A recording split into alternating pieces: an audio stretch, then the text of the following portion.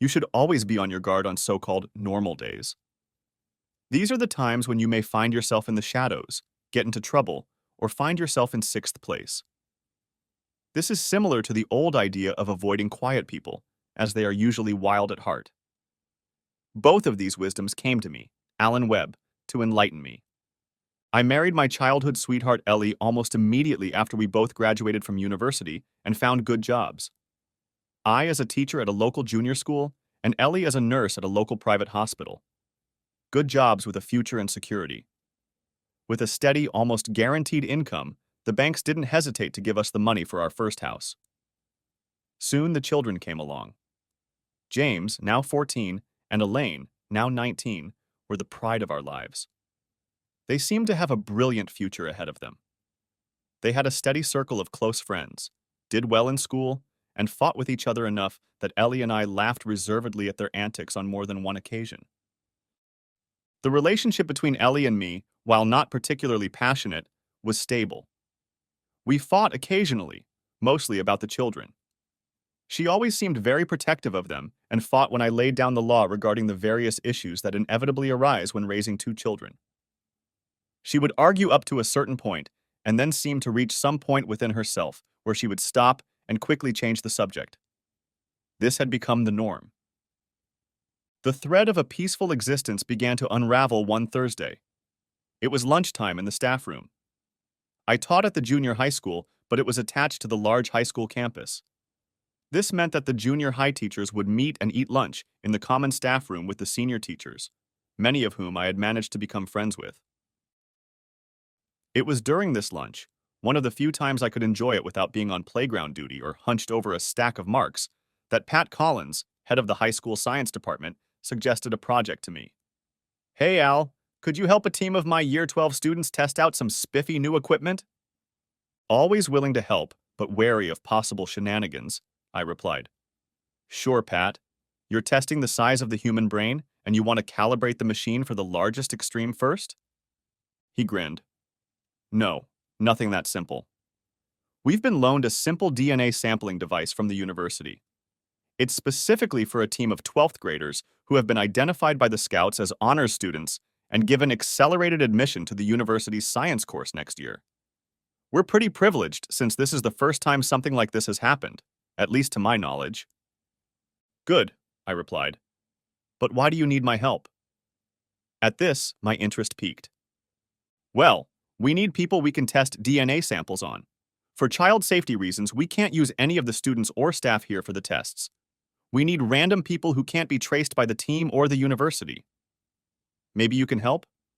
You can't tell me who the test subjects are, but one of them must be related to the parents, and one must not. A team of science students will have to determine with DNA which one is which. I can use my children, but then I might accidentally give clues to the students. All it takes is 3 strands of hair, one from a parent, one from a related child, and one from an unrelated child. Do you agree?" He looked at me expectantly as I hesitated.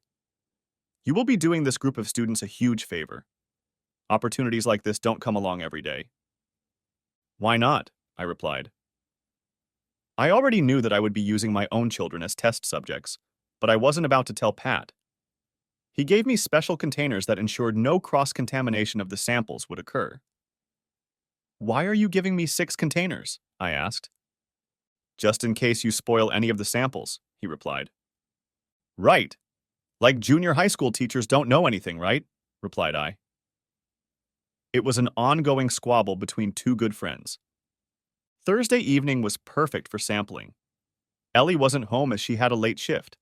I can only imagine how she would react to her children being used in a science experiment. Elaine also had a study friend over for the night. It was Elaine's longtime friend, Patsy Jefferson. We had known her parents, John and Shelley, since our college days and often met them socially. I enjoyed socializing with Shelley as she was an open and good-natured woman. John, her husband, although pleasant and talkative, always seemed a bit reserved. I often caught a strange look in his eyes. I couldn't understand what it was, but there was a kind of smugness in it, like he knew something I didn't. But hey, everyone is different, and Ellie liked being around them.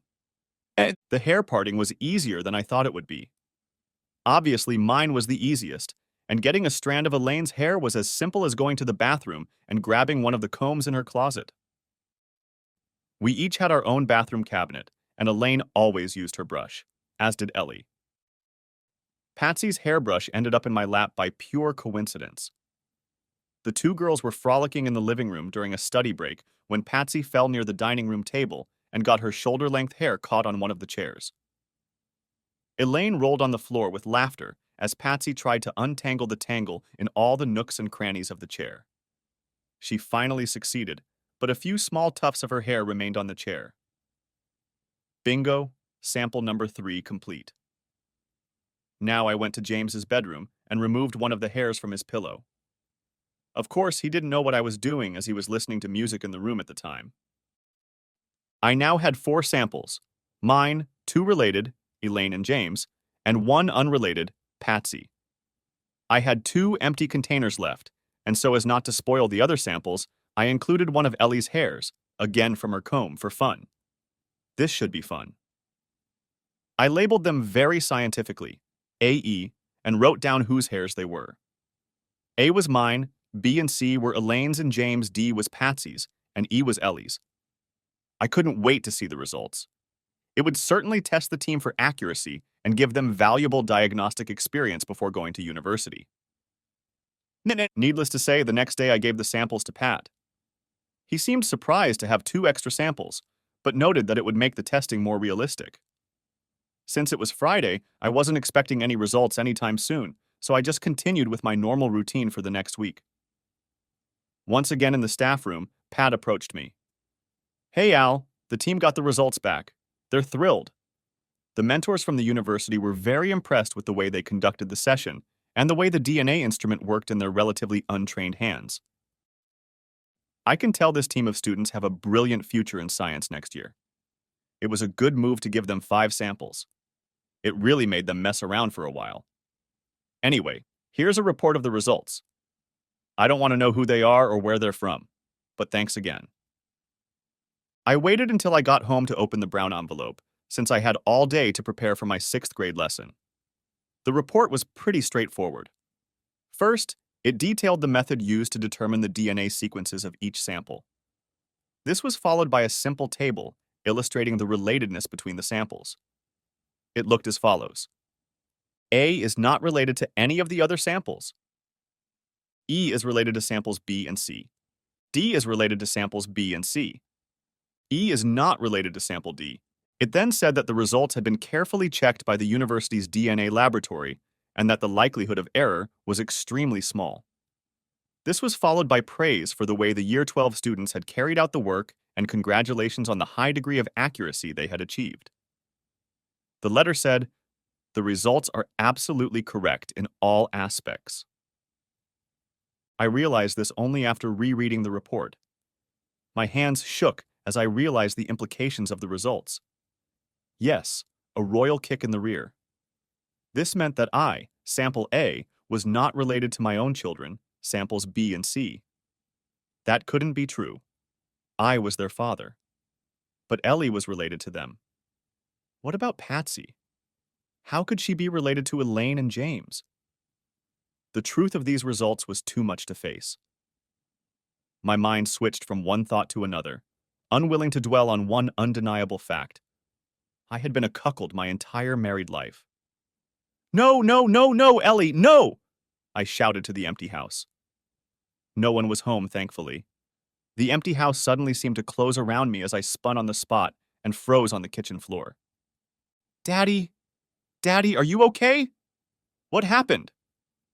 It was Elaine's voice that attacked my dead brain and woke me up. "I think so," I mumbled. My eyes were still partially closed, and all I could see was a blurry image of my daughter's face, clearly upset. My daughter, Elaine, or was she? The horrible realization surfaced again, and I sat up abruptly and shook my head to chase away the drowsiness. Running my hand through my hair, I felt a lump form in the place of my skull that had cushioned my fall to the floor. "Ouch!" I exclaimed, as my hand found itself covered in blood. Elaine was at my side in a flash with a tissue and ice and cool water. I mumbled words of thanks, sipping the water and applying the ice to the wound. "I'm sorry," I said. "I don't know what happened. I was just reading this report, and then I realized you were calling my name. I must have slipped or something. I think I'll be fine in a minute. I'm going to go to my room and get some rest. James and your mom will be home soon. Do you think you can watch dinner?" "Sure, Dad," Elaine replied. "You know, you gave me quite a scare. I thought you were having a heart attack or something. Resuscitation was supposed to be my next thing. All of high school gym class suddenly made sense," she grinned. "I love you. Now go get some rest." Those words hit my heart harder than a heart attack. Elaine was my daughter, but she wasn't. I loved her very much and she loved me as her father. Only I wasn't her father. I was just a dumbass who paid for her upbringing, held her when she cried, listened to her crazy teenage whining and tantrums, changed her diapers in the middle of the night, kissed her on the cheek as she left for school every morning. I wasn't her father. A DNA test had shown me that, but the result wasn't a black eye but a broken heart. The chaise lounge chair in the living room cushioned my fall, and I sank into it to sit and think. To sit and think. Think about what? Thinking about the fact that Ellie had cheated on me not once, but twice. If twice, how many more times? The two apparent cheats happened a few years apart, so what happened in between, either before or after? What about now? Is it really still happening now? How could Ellie do this? She was my wife, my love, my partner. We did everything together. Others often remarked what a great partnership we had or seemed to have. We hardly ever fought. How? How? These words I involuntarily repeated aloud as I sat there.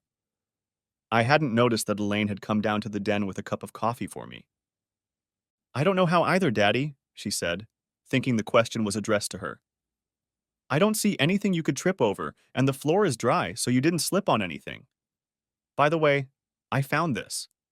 You must have read it on your way to the kitchen. Some kind of science report. You really should make your mark sitting at the table, Daddy." Swearing, she handed me a coffee. God bless her, and a crumpled report, damn her. "Thanks for both, Lainey," I replied, using my pet name for her whenever she scolded me for anything. She smiled and left the room to continue with dinner. I really needed to get a grip on myself until I could apply logic to the situation and check out what was involved. If I kept this up and some mistake was made, I would have already ruined my relationship with Ellie and the kids. My kids? Ellie clearly cheated on me with John Jefferson, and not just once, but at least twice. My hands were starting to shake. I was on edge again. I needed to get my emotions and outward behavior under control immediately. Fortunately, as a teacher, I was used to doing both, especially when dealing with parents who brought their children into my classrooms every year. By the time I had finished my coffee and the ice had started to run down my face, I had already had everything laid out. And just in time, James and Ellie walked through the door. "Are you okay, Dad?" James asked. "Getting old man? Maybe we should get a wheelchair," he joked, examining the wound on his head. "That must hurt," he joked again, retiring to his room. "What's wrong, Al?" asked Ellie, also examining the wound from a purely medical standpoint. "It doesn't need stitches, but you'll have to ice it for a while. What was Elaine thinking, using one of my good tea towels for it? I'll have to splash it on and blot it to get the blood off. I'll be back in a minute with another napkin and new ice." With those words, she removed herself and busied herself with a new bandage. I was proud of myself. I held myself together, but every time she touched the wound, I recoiled slightly, not from the pain, but from the betrayal that now seemed obvious to me. Of course, Ellie thought it was from the pain. "Don't be such a fool." She purred as I tried to move away from every touch. "Come upstairs for dinner. I need to take a shower." Elaine was busy cooking for her poor wounded father. She laughed. I didn't laugh as I climbed the stairs to sit at the table with my family. My family? Ha! That lie flavored all my thoughts. I almost passed out. Thankfully, everyone attributed my strange behavior to my recent fall, and took it all in stride. Later, as I headed to bed, I realized that I had survived my first day of cheating. I could do this. As a teacher, I had a few days a year that could be considered sick days. Because of the high stress of teaching, these days could also be used as mental health days. The benefits of working in a union. I decided to meet with the associate principal and arrange a week's break from teaching. She knew my track record and instinctively realized that my request was for something serious. This is a bit sudden, Al. Is there something I should know about? She paused expectantly. I'd rather not talk right now, boss. I just need some time alone at home to sort out some serious matters. In my current state of mind, I'm not doing any of my students a favor. Rest easy, Al. I know your work ethic and I know you're not just hobbling around. I hope your vacation is good for you. Now get going. I will find an aide for your class for this week. Just leave all your plans for your absence on the teacher's desk. This weekend was surreal. I maintained normal conversation around the house, but managed to spend as much time away from Ellie as possible, picturing one-yard work after another that just had to be done. The hardest part was mealtime, always a time of light family banter, and I had to be very focused on my contribution to that banter. I just couldn't look Ellie in the eye. I fake smiled and then continued on. My heart broke over and over as I watched and listened to James and Elaine. It was easy for me to escape at night as I retired early, chalking it up to yard work and recovering from the fall. Ellie didn't seem the least bit bothered by my lack of interest in having fun over the weekend, and maybe it was my paranoid state, but I think she was trying to hide a sigh of relief. Monday morning I went to work as per my usual routine. Ellie had a week of day shifts, so she wouldn't be in during my normal school hours. James was at school as usual, and Elaine had a full school week at university. So basically, I would be at school as usual, and the rest of the family would be at school as usual. Perfect. I had free rein to research whatever I needed to research. My logical teacher brain took over, and soon I had a list of things to check. 1. Check Ellie's personal belongings for anything that could give me answers to the questions: who, when, where, why. 2. Check Ellie's movements while at work. If something was going on, it had to be related to her work. She never had bachelorette parties or any social events alone. 3. Buy a tracking device for Ellie's car. 4. Check John Jefferson's movements. 5. Contact an attorney and detail her options. The first was relatively easy since the house was in my possession. I thoroughly searched everything: Ellie's closet, the bedside table, even the attic. I found nothing incriminating anywhere. There was one strange thing, though. One of the photo albums in the room had been taken out and replaced many times. I only realized this by the absence of the usual dust on one of the albums. I noticed this while sitting in my usual chair and sipping my coffee, pondering where else I should look. Out of curiosity, I pulled a blank album off the shelf. No one else had looked in photo albums, so I wanted to know why this one had been opened so recently. I was overwhelmed by the contents of this album. It was almost a shrine to John. There were pictures of him at university, even a few pictures of him and Ellie in rather intimate poses, obviously while at university. Okay, university is a wild time for most developing adults, but keeping photographic evidence? Thought I.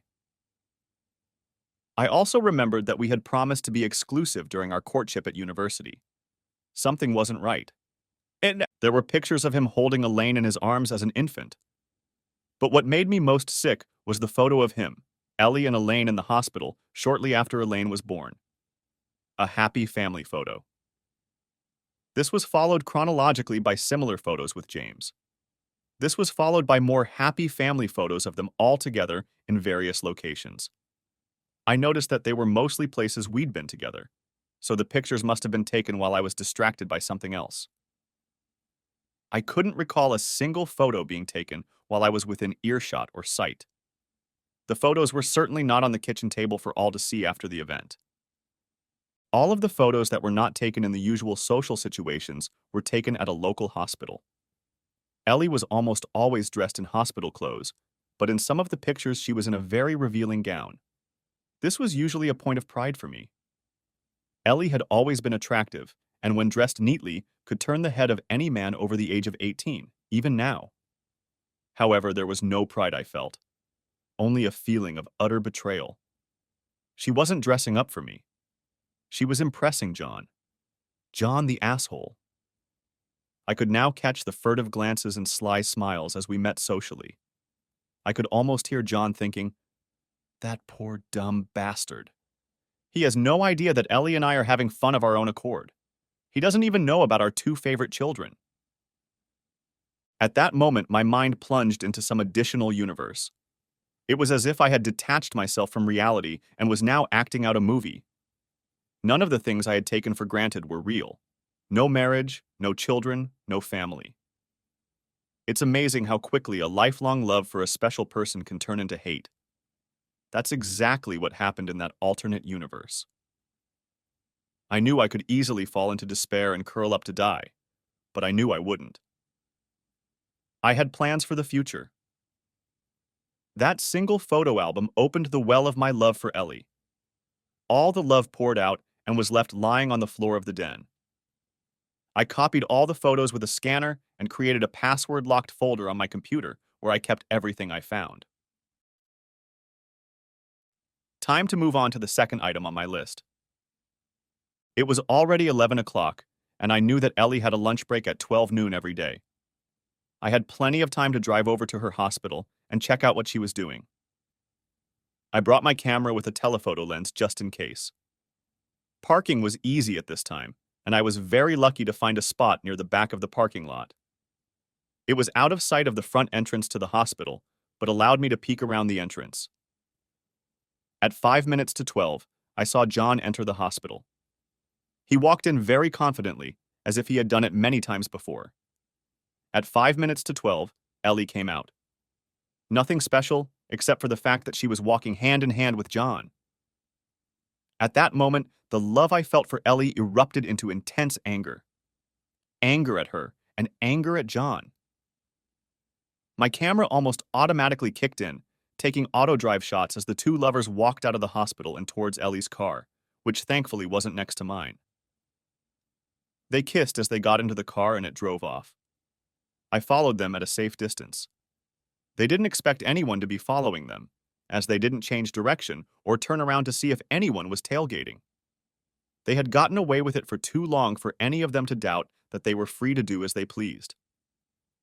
They were under the impression that poor dumbass me was in school as usual. Why should they have bothered?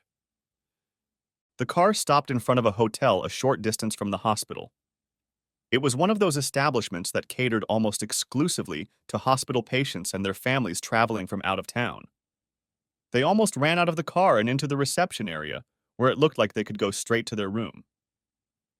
The receptionist simply waved her hand at them, holding out the key. As they disappeared into the elevator, I entered the check-in area and pretended to look around, casually remarking to the receptionist that the last couple seemed to be in a big hurry. Her response cut even deeper into my heart.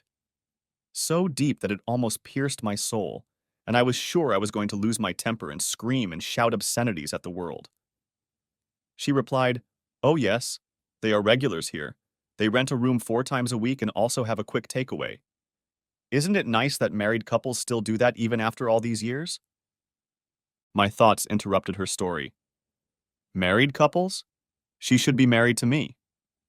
The receptionist's voice continued. I've been working here for 15 years, and it's the same thing every week, Monday through Thursday, regular as clockwork. Even when Elsie was pregnant, she and James would come here. They usually stayed for an hour and a half each time. Strangely, they never come here during the school vacations. Now would you like to get a room? No, thanks. I was just looking for places where my company could accommodate the visiting representatives. Thank you. I managed, stumbling, to get out and back to my car. Sure enough, a little over an hour later, the couple was walking lazily to their car, both eating a sandwich. I knew Ellie and could see by the look on her face and the way she was walking, she was definitely having fun. My camera caught it again. all I could do was not jump out of the car and beat the shit out of the asshole and the whore. That's exactly what I thought of them both now. They drove off and I sat stunned in the hotel parking lot. The receptionist saw me and waved hello. She must be on her lunch break now. I guess she was being nice to a potential future client. She approached and asked if I had any more questions about the services the hotel provided. I politely shook my head, thanked her, and left. When I got home, I added the photos to my folder and tackled the next item on my list. And it was still only Monday. I searched the internet and found a small, discreet GPS tracking device that was on sale at a local store. The time was already 2 in the afternoon, so I had plenty of time to buy it and be home by my usual arrival time. $200 later, I had the device and a small instruction manual. I got home by 3:30 and was sitting at the table pretending to do some labeling when Elaine burst through the door. "Hi, Dad. I'm home. I hope there's no more accidents today." She giggled, hiding in her room. The usual afternoon routine began. James showed up closer to 4, and Ellie headed for the shower room. By 5, I was cooking dinner. By 6, everything was ready. And by 6:30, everyone was sitting around the table. There was the usual chatter, gossip, and small talk around the table until it was time to leave and do the night's business. Ellie looked her usual self. Apparently, she had followed her cheating routine for so long that it had all become a regular part of her day. No sign of secret guilt or remorse for her betrayal. I went to bed early, pretending to be overworked because of a particularly difficult class I had this year. My family was aware of these moments and didn't raise an eyebrow at my early departure. It was a restless night that culminated for me in the early morning.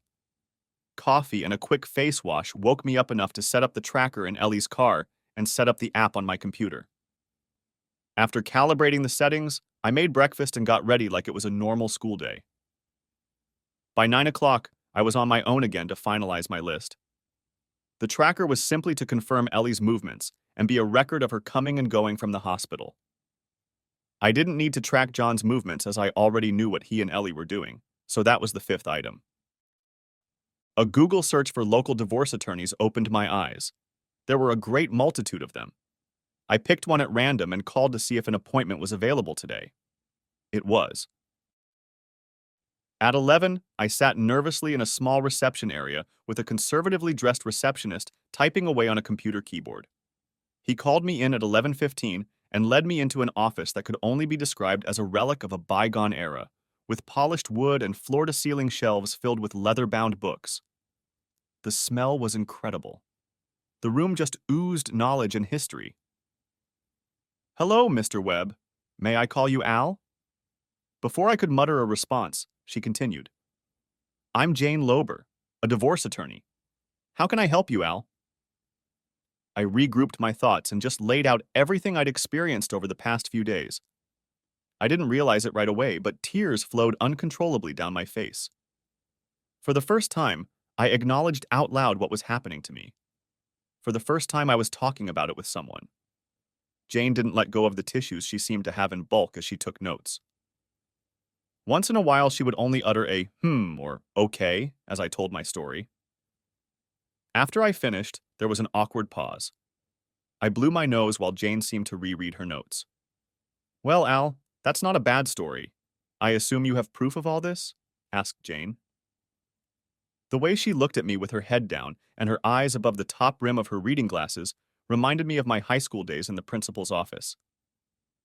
I listed the photographic evidence I had managed to get my hands on so far. I didn't bother telling Jane about the GPS tracker for fear she would tell me it was illegal and inadmissible in court. "Okay," Jane said. "It's pretty clear that you have grounds to sue John for back child support for all those years. You can also sue him for alienation of affection, but to do that, you'd have to prove that he somehow coerced Ellie into a relationship. From what you've told me, that seems unlikely. As for you and Ellie, from what you have told me, divorce is the future. However, you must realize that, according to the law, it is not illegal to have affairs. The promises you made at your wedding are null and void. If you divorce, you will be treated as equal partners. Your wife's cheating will not affect the financial outcome of the affair. Since you both work and your incomes will be the same, child support issues will be neutralized. Elaine is 19 now, and she's not part of the formula anyway. James is a different story, and depending on how the residency issue is handled, it will affect the financial outcome. The value of the house will be split 70 to 30% in favor of James's guardian. Any cash and other assets will be divided according to the court order. This is not an easy process. Are you sure this is the path you want to take? Again, she was looking at me over her glasses. I paused to remember everything I'd learned over the past few days. The DNA results, the love photo album, the hotel. Yes, definitely, I replied. Well, good. I'll prepare all the necessary papers, and by Thursday they'll be ready to be signed. Once signed, all that's left to do is decide when you want Ellie and John to be served. Fax, text, or email all the necessary financial information in this brochure to my secretary. I'll see you Thursday, Al. Don't do anything stupid or illegal, and we'll start the process. She stood up and headed for the door. Before I knew it, I was back in the reception area and saw 3 other people waiting nervously as well. At least I'm not alone, I thought. But that was wrong. I was desperately alone. Who could I trust? Ellie? She had always been my trusted confidant in times of need. Elaine? James? How could I so cruelly destroy their faith and trust? It would hurt them as much, if not more, than it hurt me. What about John's family? Patsy and her mom, Shelley, would be devastated to hear about Allie and John's adventures. Doubts began to crack in my earlier resolve. Could I really hurt so many people? If I did nothing, the only person hurt would be me. Would I be able to live with that? I returned home and found myself in my room again, pondering. To act or not to act? That was the question. I smiled grudgingly, remembering the Shakespearean connection. There wasn't much, if anything, of value to be happy about in this whole situation. I needed a drink. Not a fan of drinking alone, I found the company of a large glass of red wine strangely comforting. Was that really the only comfort I could get from a bottle of wine? It was a downward spiral, and I knew it. I set the bottle down, but left the glass behind. It took 2 hours, until 3 in the afternoon to be exact, before I finished my glass of wine and decided what I was going to do. I covered up my lonely drinking addiction and started dinner before the day's arrivals began. Ellie, with her usual cheerful greeting, rushed off to her room to shower, followed by James and Ellie. "James, don't leave your school bag in my car, please," Ellie shouted, heading into our bathroom. Of course, thought I. Ellie always takes a shower as soon as she gets home from work. Her excuse was that she didn't want to spread the nasty bugs from the hospital to us poor innocent family members. I now knew for sure that it was to cover up any evidence of their occupation. And the name, James. That was the name John had used at the hotel. These revelations only strengthened my resolve. I knew what I had to do. The next morning I got up early. I went straight to Ellie's car and dismantled the GPS tracker. I didn't need it anymore. Yesterday's data indicated that Ellie was following the same pattern. I also fiddled with the car's electrics, so I knew it wouldn't start. Back in the kitchen shortly after, I made breakfast as usual and went about my usual morning routine. "Come on, James," Ellie shouted. "We have to get going. I have to be at work on time." My thoughts scattered. You really want to meet your second husband, I thought bitterly. They both disappeared into the garage as usual, but mysteriously the car wouldn't start. "Al, the car won't start. Can't you come over and take a look at it?" pleaded Ellie. I headed downstairs, not particularly in a hurry. Lifting the hood, I pretended to push through the various wires while simultaneously telling Ellie, "Try it now," or "What about now?" "Sorry, Elle. It looks like you and James are taking the bus today. I could drive you, but I have a meeting before school today," I lied. Ellie wasn't happy, but she knew that if she didn't start the 5-minute walk to the bus stop now, she would have to wait another 30 minutes. James wasn't impressed either. Riding the bus to school wasn't cool at all. At least the bus stopped right in front of both stops, so the other end of the journey was relatively painless. They set off on their journey, grumbling. James because of the uncool way to get to school, and Ellie, though she didn't say anything, was probably thinking about missing her usual cheating fun with the asshole. How could they get to their love shack if Ellie didn't have a car? Well, tough luck for her, thought I. I went back to the house, saw Elaine off, and cleaned myself up. I had someone to meet. Shelley was extremely surprised to see that I was the one who rang the doorbell at 9:30. Al, what a surprise. Aren't you supposed to be at school? She then laughed at what she had just said. Listen to me. I sound like a school mom checking up on a truant teenager. I'm sorry. Come on in. Where's Ellie? She was totally confused by the whole visit, but acted very gracious. We made our way to the backyard where our families had spent many a time enjoying barbecue and drinks. Do you want coffee? She asked as I settled into a chair on the patio. Sure, thanks. She soon appeared with 2 mugs that were steaming and placed them on the small table between our chairs. Now, Al, fess up. Why are you here on a school day and without Ellie? She could tell this didn't bode well. Women and their intuition. Shelley, what I'm about to say isn't very pretty. I've been wondering for a long time if I should even say anything to you, but you know me. I believe in doing the right thing. As I spoke, Shelley grew paler and paler, but to her credit, she didn't interrupt. I'm not going to sugarcoat what I have to say, Shelley, so let's get started. I recounted what I'd learned, as I'd also learned about the current relationship between Ally and John. She stopped suddenly and waving her arms, rushed away, wailing and crying. She must have felt very ashamed, for she got up and disappeared into the house. She soon reappeared with a huge box of napkins, 2 bottles of red wine, and 2 large glasses. Screw the coffee, Al, I need this. The second bottle is for you, but if you don't drink it, I will. Take your pick. I took the glass and filled the red liquid with hers and mine. Now tell me again what those bastards did. I again detailed everything I knew. That's it, she whispered. That lying, cheating bastard is toast. The divorce papers will be ready today. She went back into the house, and I saw that she was calling someone. When she came out, she said, My high school friend is a divorce attorney. She's very busy, but she'll see me today at 2 o'clock in the afternoon. I may need copies of that photographic evidence you have. Shelley looked at me with red, puffy eyes. I don't understand, Al. Why did you see me first and then burn Ellie? I looked at her with sympathy. I knew what she was going through. I was going to shell.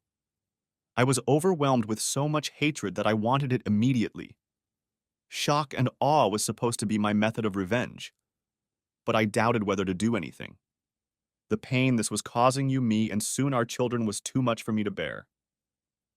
No, you better deal with John first, get what's owed to you, and then I'll deal with that asshole. I didn't want to sue him for everything I could and leave you and Patsy with nothing. That wouldn't have been right. I paused and saw that the logic of her reasoning was making sense. Oh, Al, you've always been a Boy Scout. How could Ellie do this to you, and John do this to me and Patsy, and for so long? You must feel awful as shit. I know how I feel. At that, she walked over to my chair and hugged me tightly. We're both going to need sympathetic shoulders to cry on while we go through this. The hug was friendly, warm. We both sat hugging each other and cried uncontrollably, tucked into each other's shoulders. I clearly realized that this was the first sympathetic human contact I had experienced since this whole mess started. And it felt good. The wine was forgotten as we sank into close contact. We both needed it. I don't know how long we stayed like that, but eventually we naturally drifted apart. I'll deal with Patsy, Shelley said. I won't give her all the details about who John was having fun with behind our backs, but I'll give her enough information to make it clear. There's no doubt about his years of infidelity. I won't jeopardize your plans and insinuate to Ellie that I know he's been doing it with her. That should be enough to make her feel what uncertainty and irritation feels like. I left Shelley's house with much more confidence that I had a plan. Let Shelley deal with John first, get her share of their joint property and the alimony paid in advance, without, if possible, alerting anyone about who he's cheating with. This should also give me time to get my affairs in order, so to speak. Attorney Shelley certainly knew her business. The next day, John was served with a summons at work, and very publicly at that. His co-workers were just getting ready for a meeting when a court representative called him out very loudly. Perhaps he shouldn't have done it, but after he announced, "You are being served," he added, "Your wife cannot live with a man who had a long-term affair with another married woman who had 2 children with you." Amid sighs and utter chaos of noise, the serving man disappeared. He was well paid to add that extra tidbit. Luckily, because he probably won't get another assignment like that for some time, given his indiscretion. Needless to say, John was treated like an outcast at work. Normally friendly co-workers physically shrank if he sat down next to them. No one talked to him except in response to a direct work-related question. His boss would call him into his office and berate him for his complete lack of moral ethics and ask why he should stay on at the firm, given his poor judgment and reliability. His boss had been married for 45 years, and it was difficult for him to hide his contempt for a man who so easily disregarded his marriage vows. He notified John that he would be fired as soon as the divorce was finalized. This gave John 2 months to try to find another job, which was nearly impossible in a neighborhood where gossip raged. Meanwhile, interesting things were happening in the Webb household, to say the least. For some reason, Ellie's car had been repaired for an unusually long time. Every week, the mechanic would call and give some technical reason why the car wasn't ready. This meant that Ellie was more than happy to use the local bus service. It also meant that the relationship between John and Ellie was becoming unusually strained. For a couple who were used to regular entertainment in an unstressed environment, every attempt to meet at lunchtime was fraught with danger. They could not go to their usual hotel. The receptionist called about their no-show and informed John that the usual reservation would be canceled. This meant that their secret meetings would have to take place in the hospital storerooms. These rooms were cramped, smelling of all sorts of chemicals, and with the added danger of being broken into at any moment by a maintenance worker. One day, they were jumped on by a contract worker who opened the door and saw them having fun. He quickly closed the door, but opened it again 10 seconds later, putting his phone on videotape. The exit from that storeroom was almost instantaneous and never happened again. The contract worker happened to recognize a nurse, who recognized another, and so on. The video circulated freely, but never made it to Ellie's or John's phones. It did, however, make it onto mine. This file was added to the others in my cheater folder. I, for my part, maintained a calm, relaxed demeanor at home. Fortunately, the routine was long established, and maintaining a semblance of normalcy was easier than I thought. The only difference was that there was absolutely no physical interaction between Ellie and me. I wondered how Allie hadn't commented on this change in our relationship, but it was obvious that her thoughts were too preoccupied with what was going on between Shelley and John. She was always on edge, obviously because of her infrequent and dangerous liaisons with John while at work. She must have wondered how no one had guessed that she was the other married woman mentioned in the divorce papers. Maybe, she thought, it was just luck. Sometimes she would stay late at work, blaming herself for the overtime. I knew she was using that time to entertain John somewhere. Although rage boiled inside me, I hid my utter contempt for Allie behind a facade of normalcy. Elaine guessed something was wrong and cornered me in the kitchen one day while I was making dinner. Ally and James weren't home yet. "Dad, are you and Mom okay? I can't help but notice that you two are nothing like each other. Mom is on edge all the time, and you two are acting so normal, it's not normal. I mean, look at what's going on with Patsy's mom and dad. I wouldn't want anything like that to happen to you. Their divorce will be finalized next week. Patsy cries all the time. Her dad is hardly ever home, and their house is going to be sold. Patsy told me that her father has been having an affair for years and that he has 2 other children with another married woman. Who is this father?" I looked at her. Good old Laney, thought I. Female intuition is alive and well in the teenage head. I replied in as calm a voice as possible. Of course it does, Lainey. You know that every couple has quiet times and difficulties, don't you? If anything happens that you need to worry about, I'll be the first to let you know. Now, don't you have to hurry up to your room like you usually do at this time? She left, but I knew that eventually I would have to tell her about her real genetic makeup. It was a task I wasn't looking forward to.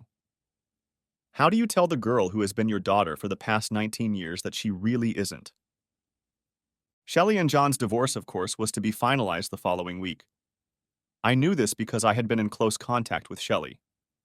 The attorney told her that she was in line to receive 80% of the total assets of their marriage. This would allow Shelley to start her new life quite well off. It was amazing that the process had gone so far without anyone revealing who the woman in this saga was. That helped my plan immensely. The day came when John and Shelley were finally divorced. The house was sold, and Shelley moved to a neighboring town where she found a new job and a place suitable for a single mother and her teenage daughter. Patsy accepted the situation and often came to Elaine's house for sleepovers. Patsy seemed to lean on Elaine for support, but was also very attached to her mother. If Shelley was not home when Patsy returned, she would immediately call to find out her whereabouts. Shelley and I continued to meet occasionally for friendly conversations. Our support for each other allowed us to weather the storm of deception with relative ease. The asshole lost his job as promised and ended up finding some low-paying part-time work. Now it was my turn to let the dragons loose. That Wednesday, Ellie came home from work as usual and was just about to go into the bedroom to take a shower when I called out to her. "Ellie, I know what you and John have been up to." Well, the reaction was worthy of the camera. Ellie literally froze in the middle of the stairs. She slowly turned toward me, grabbing the balustrade. Her skin turned white and she almost tripped going down the stairs. "What do you mean?" she muttered. I wasn't going to be kind. The hatred I had hidden for so long came to the surface. "I'm saying, I know you and John have been having fun behind my back for at least 19 years, I shouted. Fortunately, Elaine and James were busy playing sports. "Our entire married life you cheated on another man, had 2 of his children, and deceived me into thinking they were ours. The disrespect and deceit you have shown me is completely unfathomable. I'm not even going to ask why, because there is no answer that will satisfy me. I have been aware of your actions for the past 3.5 months. Just so you know, you will be brought here tonight at 8 o'clock sharp. I chose that time because your children, Elaine and James, will already be here and will probably have finished the dinner I have prepared as usual. I'll be leaving soon. My things are packed in the car. I'm not going back to this den of deceit again. If you need to contact me, please contact my attorney whose number is on the divorce papers. James and Elaine will likely be anxiously awaiting your explanation of what you have been up to all these years. I had hoped that I would be the one to tell them what was going on between you and John and what it meant to them, but I couldn't bring myself to do it. If I did, I knew I would lose my temper and probably say and do something that would tarnish these 2 wonderful children for life. No, you're the one who made the mess. Now you have to clean it up. I can't bear the pain and betrayal that will befall James and Elaine." All of these words were shouted out. It helped dissipate the anger. Ellie just collapsed on the steps. She moaned, "No, no." But I felt no pity for her. Moreover, I turned toward the kitchen and finished making dinner for James, Elaine, and her. I was strangely calm as I set the table and placed the 2 envelopes, one for James and one for Elaine, in their usual places. The letters inside each were the same. They read, "Dear James and Lainey, I am torn about having to put you in the position you are in. Believe me, if there was another way out, one where you wouldn't have to share my pain and embarrassment, I would choose it. Please know that from the bottom of my heart, I love you both with a love that encompasses my entire being. I have loved you from the moment you were born and have worked hard to help you develop and grow into the beautiful human beings that you are. If you need to speak to me, and I sincerely hope you do, my new number is 0223 786 712. Please do not give this number to your mother as I cannot bear to have anything to do with her. I hope the explanation she gives you doesn't break your heart like it did mine. Once again, I love you wholeheartedly. Daddy. I agonized for a long time deciding to take this step. Genetically, I was not their father. But I couldn't escape the truth that I was, in fact, their father, and had been for their entire lives. Holding back tears and sobbing quietly, I walked out of the kitchen and into the garage. Ellie was still standing on the stairs, holding her head in her arms. She was dead to me, but I hoped she would tell James and Elaine the truth. Now it was her turn to pay the ferryman for all the hurt and grief she and John had caused. I went to the small house I had rented and prepared the week before. There was room for Elaine and James if they decided to come, but I wouldn't push them. Unfortunately, that decision was ultimately up to them. As I drove, the tears flowed freely. I was afraid of getting into an accident, but I made it there safely. As I turned the key in the house that would now, and for the foreseeable future, be my home, I heard a voice behind me. Thought you could use some company, especially tonight. It was Shelley. Good old Shelley. My rock and support during these past horrible months.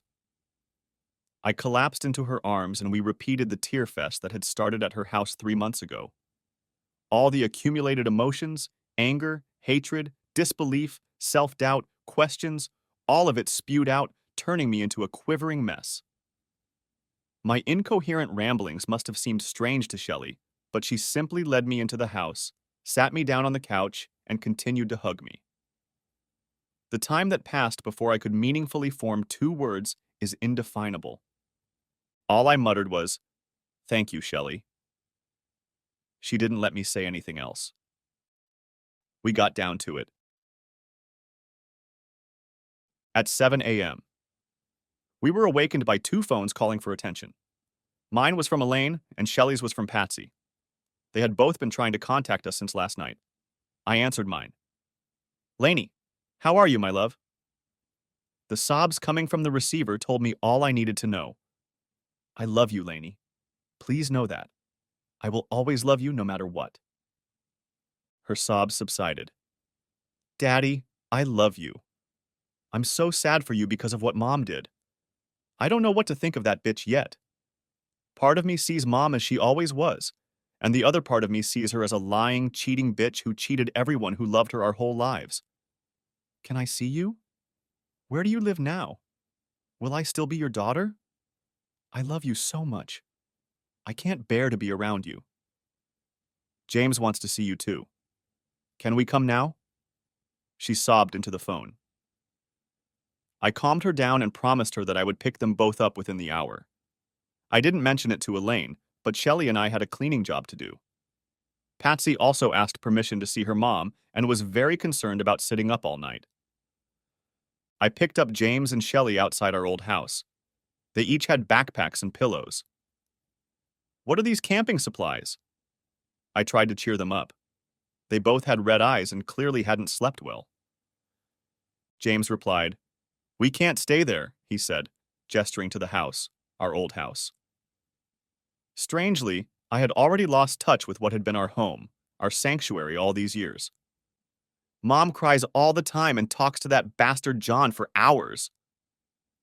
It was the first time I'd heard James swear, but I didn't bother to tell him off. I knew exactly how he felt. "Come on, you two. We need to go to my new house and talk." The trip to my house was strange. James stared moodily out the window the whole time, while Elaine sobbed and wiped her eyes with an endless supply of tissues. They almost ran through the front door, hurrying to be somewhere safe. Shelley was already there along with Patsy. Patsy rushed over to Elaine and hugged her tightly. "I guess we're sisters now, huh? I've always wanted a sister, and I'm so glad it's you. I wish with all my heart that it hadn't happened under these circumstances." This brought tears to my eyes and more sobs from all 3 women in the room. James seemed to stay away, so I just put my arm around his shoulders and pulled him tightly against me. "It's going to be okay, James," I tried to reassure him. The boy, bordering on adulthood, nodded his head and looked away, embarrassed that his tears were visible. Then I hugged him properly and whispered through my own tears, You will always be my son, James, no matter what happens. I'm proud of you, and I always want to be by your side. He sobbed once more and also whispered with difficulty, Thank you, Daddy. My heart clung to him, and we hugged for a long time more. Shelley realized the moment had arrived, bless her heart, and loudly declared, Well, now that the family hugging and sobbing is over, can we all go to the table and enjoy a real family meal? The pizza and drinks she laid out allowed us all to take a break and gather our thoughts. A light afternoon of relaxing in the backyard followed. We didn't talk about the strange reasons we ended up together, but we joked a lot about the new siblings. Shelley and I marveled at how blended their children were, but were also keenly aware that I am not their genetic father, and she is not the genetic mother of James and Elaine.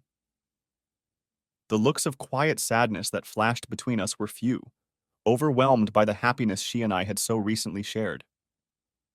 As usual, night fell, and Shelley and Patsy went home, leaving me alone with Elaine and James. Did you guys let Mom know you were staying here? I asked. On top of everything else, I didn't want the police coming here looking for missing kids. Yeah, James answered. We left her a note. We asked her not to call us. The anger built up in him again. I knew it was my job to normalize his relationship with Ellie, or this would gnaw at him forever. Elaine, James, I know you're both hurting. Believe me when I tell you that my anger at this situation almost killed me. I seriously considered ending this pain for good, but the only thing that kept me sane and focused was you two. What your mother did, she did mostly to me. I'm the one she swore an oath of marriage to. I'm the one she betrayed more than anything else. She is still your mother, and when the dust settles and you have time to think things through, you will realize that she was a wonderful mother to both of you. Her acts of betrayal and deceit have not affected her love and care for you. Until now. Don't lose all those years of happiness because of that. They both listened. It was obvious that they didn't want to agree to treat their mother with respect. Elaine spoke up. I know, Dad. Can I still call you Daddy? I'm just so angry about what she did to you. I feel your pain as much as my own because of her betrayal. Listen to both of you. I know I'm not your genetic father, but there's no way I'm going to be your father. My relationship with you will not change. My relationship with your mother, on the other hand, is a different matter. I will always be there for you, just as I was before. The living conditions may be a little different, I grinned, but I will be there for you. I paused. Yoda to the rescue, thought I. Now enough talking for one night. Go and choose the room that will be yours if you stay here. Unfortunately, it is not as lush and luxurious as our old one, but I want it to be a home. Now go, and good night. I love you both. They settled down for the night. I really needed to do the same. This emotional roller coaster was seriously messing with my head and body. Besides, I'm not young anymore, and the antics with Shelley last night had tired me out almost to the point of exhaustion. I wonder how Shelley is feeling.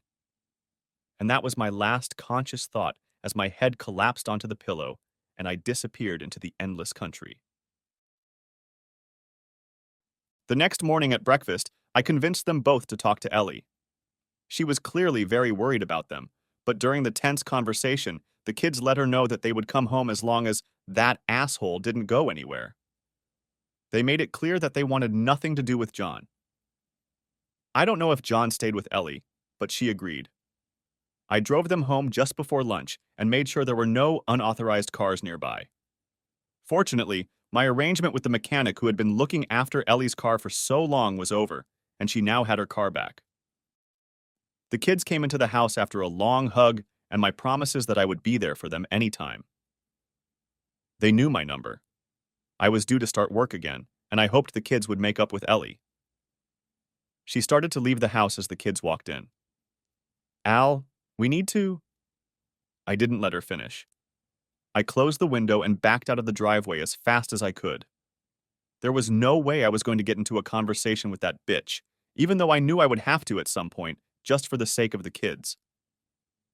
I would have to talk to the lawyer again. Jane was very frank when I saw her. Al, as hard as it may seem, John has every right to your children. And I mean your children, metaphorically.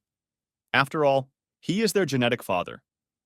As unfair as that may be, the law is the law. Elaine is her own boss now. She's 19, and by law she can live with whomever she wants, if she wants to at all. James is 14. The law says he needs a guardian until he's 16. You and Ellie will have to agree, but she doesn't have to let you look after James. She is his mother, and John is his legal father. You're the one who's a stranger here. Of course I knew all this, but hearing it out loud only increased my despair at the situation. She continued, "Let's give the divorce a go, and then we'll see." The divorce did go through, and as expected, no child support was requested. I received 40% of the marital assets, which surprised Jane. She had expected me to receive much less. Elaine moved in with me permanently, but occasionally spent a few nights with Ellie. A quiet, uneasy truce had developed between them. I was happy for Elaine, but still seething with anger that Ellie seemed to have the upper hand in this whole mess. John lived in our old house with Ellie and James. He knew he shouldn't be there when Elaine was there. Somehow he had managed to buy a luxury apartment to live in when he wasn't living with Ellie. Elaine informed me that James had become a real recluse and lived in his room almost all the time. He would not eat with Ellie and John and would only come out of his shell when Elaine was around. His relationship with Ellie was abhorrent. He barely managed to be civil to her. He spoke only when he was spoken to directly and always responded with one-word, meaningless phrases. With John, he didn't speak at all. Combined with his usual teenage rebelliousness, he was a ticking time bomb. "I'm very worried about him, Dad," Elaine confided to me one day. "If he doesn't settle down soon, he's going to do something he'll regret forever. He's hanging out with the wrong people at school, and he's starting to annoy all his teachers. My friends who are still in school say he's completely neglected his studies. What can we do, Dad?" I looked sadly at my daughter. "Lainey, I've tried everything I can, but the justice system is rigged against us. Legally, he's not my child, and I have no power over him. But I'll let you know what other plans I have." I said this with a conspiratorial look in my eyes. Elaine listened and smiled as I laid out my plans for the asshole. He's going to be in a lot of pain, and when I'm done with him, he might want to leave town for good. Something I was able to find out through clever means, but not that clever since the private investigator was duly paid. Apparently, when divorcing Shelley, asshole John wasn't exactly forthcoming about all of his assets. He kept an offshore account and had been siphoning money out of it for years. It made a little more sense how he was able to buy that condo so easily after his divorce from Shelley. The detective couldn't establish where the money came from. He opened this account with a solid $200,000 given to him by some distant relative. He never disclosed this to the court. However, the detective was able to find out that the current balance was about $1 million. "And the bastard screwing Ellie over," I growled. "I bet he didn't tell Ellie about that either. No wonder he could afford to book their shack for so long without guessing about Shelley's regular payments." The detective also managed to detail the fictitious name he used for the account to fool all the investigators during the divorce proceedings. James Long. That's the name he used. Bastard. That private investigator I hired was worth his weight in gold.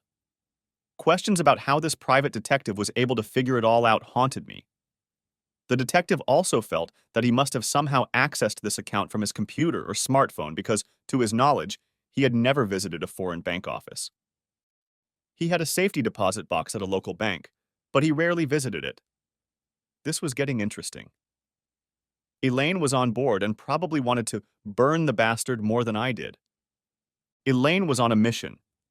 She had to find out how this asshole was accessing his lucrative accounts outside the bank. She was starting to spend more time with Ellie, which meant the asshole wasn't home as often. It was becoming a headache for him, because every time he went God knows where, he had to take all his personal belongings with him, computer reading and all. After a while, he got lazy and left his computer at Ellie's. This was the moment Elaine and I had been waiting for. She called me as soon as she realized she was in trouble. "Dad, he's gone and his laptop stayed at my place. What am I supposed to do now? I don't know his password or anything, she said, panting. I'll pick you up in 15, I said. But make sure your mom doesn't find out you're leaving or that asshole will be back. She told Ellie she was going to her room and didn't want to be disturbed for at least 3 hours. That was all it took. We had about 2.5 hours to burn the asshole. Elaine met me on the next street over from our old house, and I immediately drove to the address I had researched weeks before. I didn't know its occupant, but had emailed him about a job I wanted to do. I knocked on the door and was answered by an unshaven, pimply-faced kid in his early 20s. What do you need, Grandpa? He replied through the slightly ajar door. Screw Grandpa, I replied. My name is Al, and I organized this some time ago. Are we in or out? He seemed hesitant, but seeing Elaine behind me, reluctantly let us in. So, can you do what you said? Or are you complete shit? I asked. Easy, man, he replied. Just give me an hour, and this laptop will sing to us. He took the laptop and plugged USB cables and HDMI cables into it. For what reason, I didn't know. The only thing I did know was that he promised to unlock all the password-protected files on the hard drive. That's why I ended up here. It wasn't cheap, but if he succeeded, my plan to burn the asshole would succeed. While he hummed and ahed without addressing anyone in particular, Elaine and I looked around the apartment. This was not a life I could live. The apartment was a mess. Pieces and scraps of appliances were lying everywhere. Pizza leftovers were lying in various places throughout the apartment. The only place to sit comfortably was in front of a huge set of monitors. At the moment, the screens were displaying the login screen of the asshole's laptop, along with some scrolling code. It went on like this for about 40 minutes, when the technician yelled out, "Bingo! We're in!" The login screen changed to the asshole's home screen. We went straight to his web browser and checked the bookmarks he had set. Sure enough, 2 layers down was the Bank of Greece tab. That's what we clicked on. The login window to that site appeared, and the usual scrolling code was activated on the technician's screens. Again, after about 50 minutes, the login screen filled with characters. We had his login. I quickly logged in and found his account information. Sure enough, there was $900,000 plus change in this account. I transferred all but $10 to an account that was already open. It was opened in the name of K. Hader. I wondered if he would get the clue. We continued searching his hard drive and found the safe deposit box details as well. After writing them down, I paid the tech guy and left. We had limited time to get the asshole's laptop back. Elaine came back and replaced the laptop. She then informed Ellie that she was leaving again. We waited around the corner and noticed the asshole driving back to Allie's place almost immediately after Elaine left the house. God, that was fast, thought I. He must have been just around the corner. Back at my house, I pondered what had happened. The asshole must have gotten into some questionable shit to have that much cash. He was just an ordinary accountant. Questions about how and why he was hiding money offshore while living a seemingly ordinary life in the suburbs flooded my mind. There must be some reason why he was hiding everything. But hiding it from whom? The tax department had managed to make deals with most foreign banks to keep citizens from hiding cash overseas, so he must have known that sooner or later the government would discover it.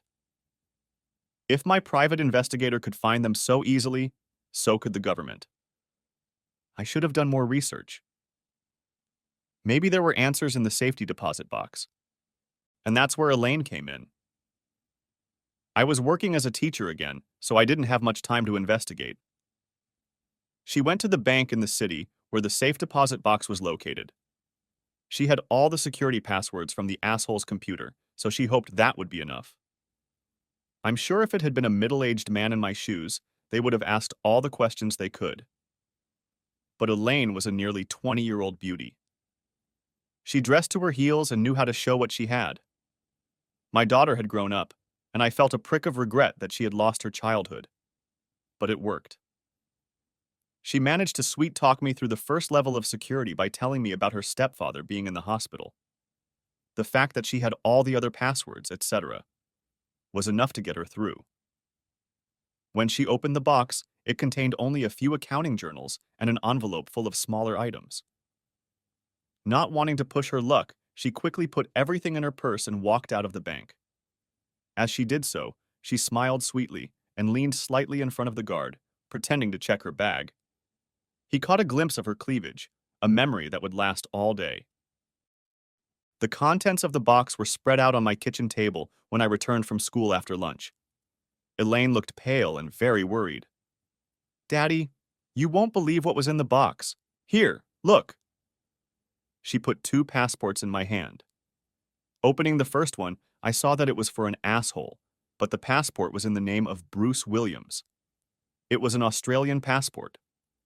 The second one had Ellie's typical passport picture, but it was in the name of Anne Williams, Mrs. Anne Williams, also an Australian passport. What the hell? I remembered that my daughter was there.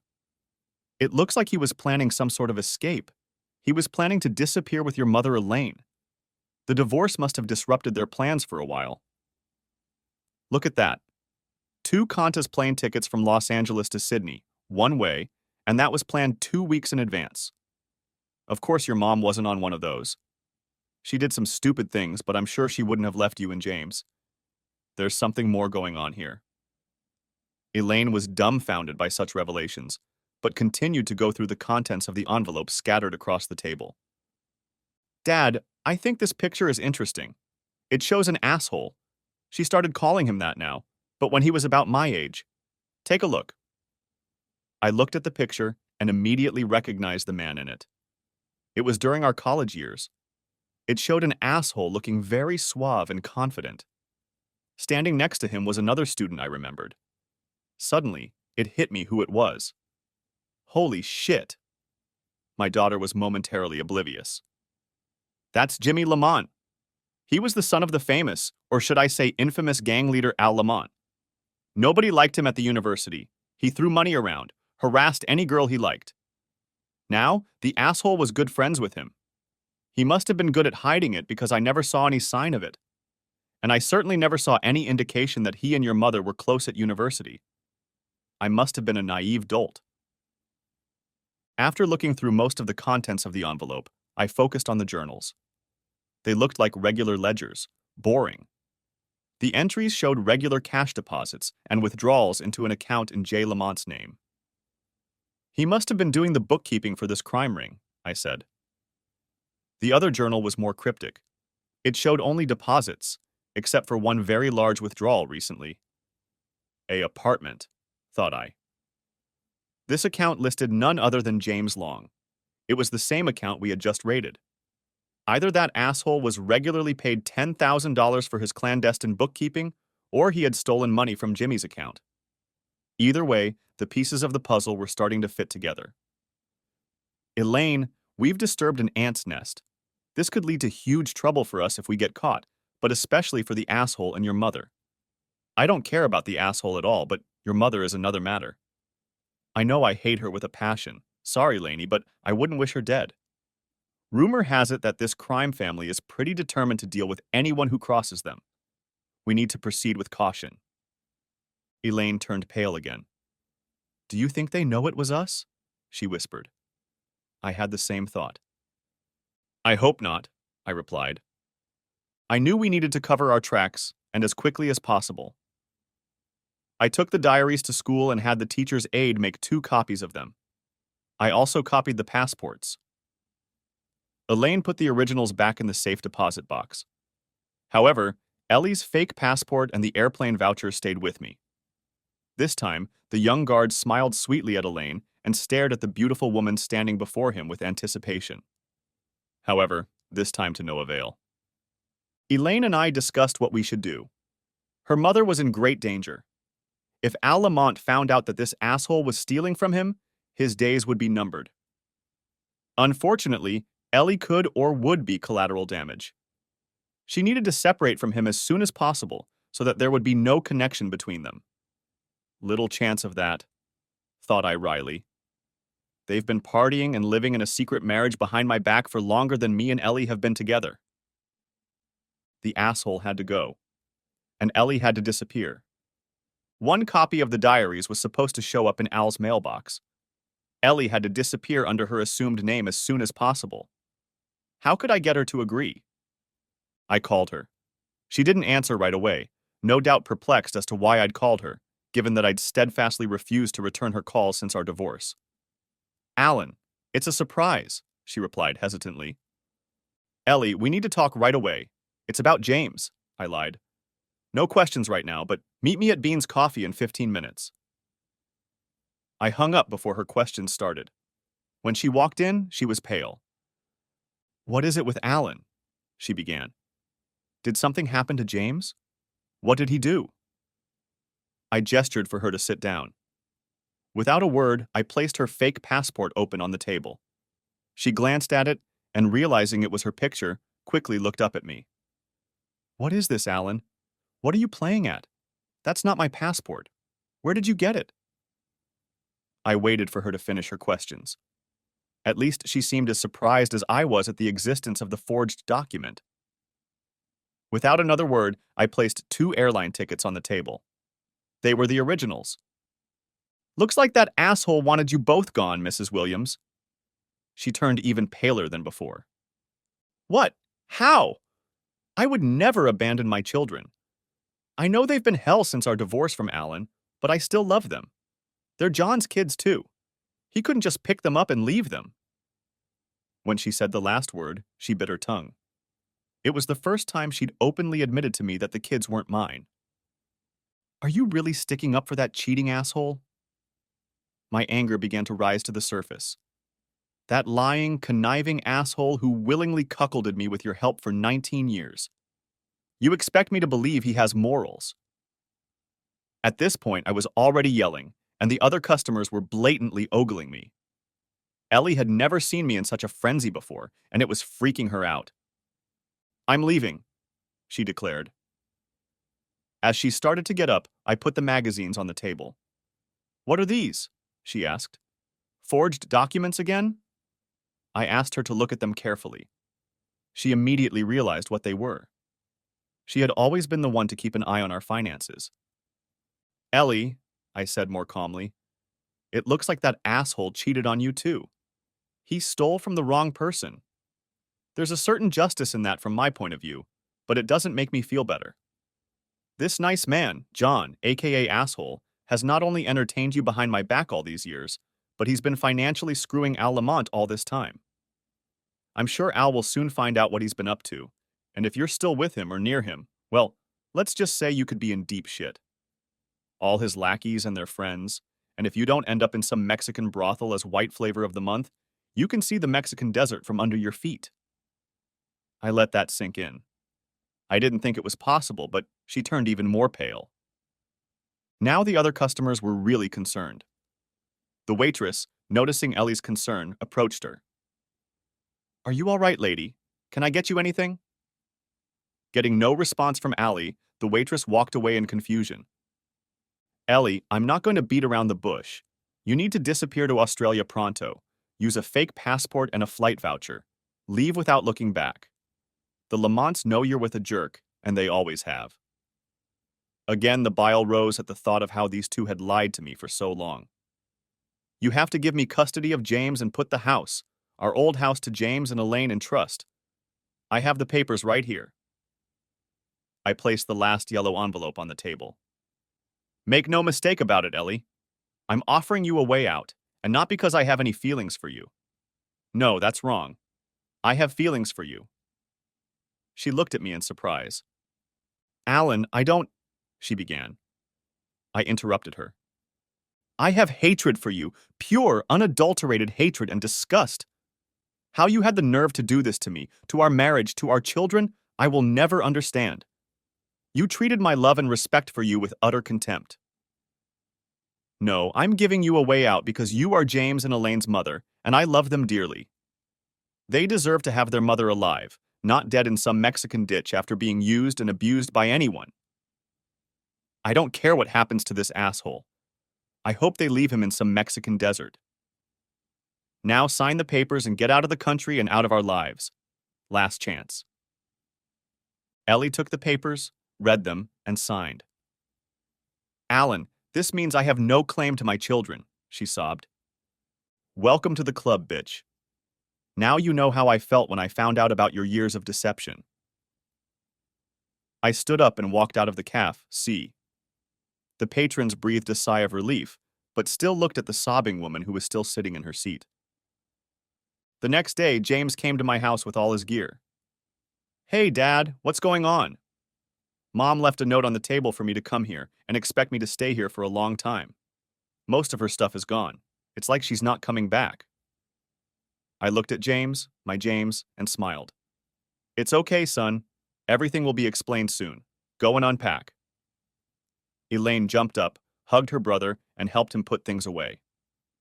2 days later, the newspapers reported the sudden disappearance of recently divorced local resident John Jefferson. There were rumors that he was somehow connected to a known criminal mastermind. The investigation is ongoing. Also on the next page was an article about a mysterious house fire. We knew the address. It was our old house. Apparently, the fire was the result of a botched burglary, and it was obvious that the house had been completely trashed before being burned.